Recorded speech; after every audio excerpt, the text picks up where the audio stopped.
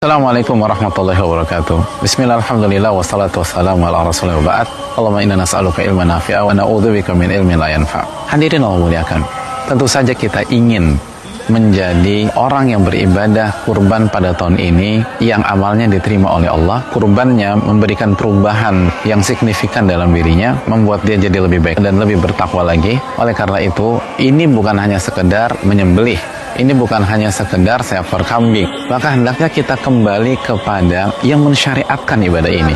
Allah Subhanahu wa taala, Allah berfirman, "Wa likulli ummatin ja'alna mansakan liyadhkuru smallahi 'ala ma razaqahum min bahimatil an'am." Dan setiap umat kami syariatkan ibadah berkurban agar mereka berzikir dan mengingat Allah Subhanahu wa taala atas nikmat rizki dan hewan ternak yang Allah berikan kepada kita.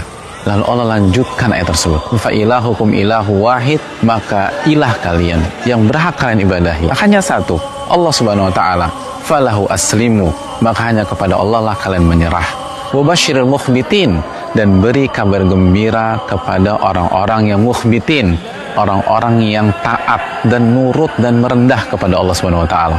Ini memberikan pesan bahwa goals yang diinginkan, tujuan yang diinginkan dari orang-orang yang berkurban adalah perubahan nyata, bukan hanya pada saat proses penyembelihan, bukan hanya pada saat tanggal 10 Dzulhijjah, tapi bagaimana perubahan real dan menjadikan Idul Adha menjadi momentum perubahan dan menjadikan setiap orang yang berkurban menjadi orang-orang yang tawadu, orang-orang yang nurut sama Allah. Dan sebaliknya, apabila setiap tahun seseorang itu berkurban, bahkan dengan kambing yang terbesar dan termahal, dengan sapi di antara sapi-sapi termahal, tapi dia tidak tunduk, tidak nurut, tidak merendah kepada Allah atau tawadu, berarti dia tidak memahami hakikat Idul Adha dan ibadah kurbannya tidak mendapatkan posisi tinggi di sisi Allah Subhanahu wa taala.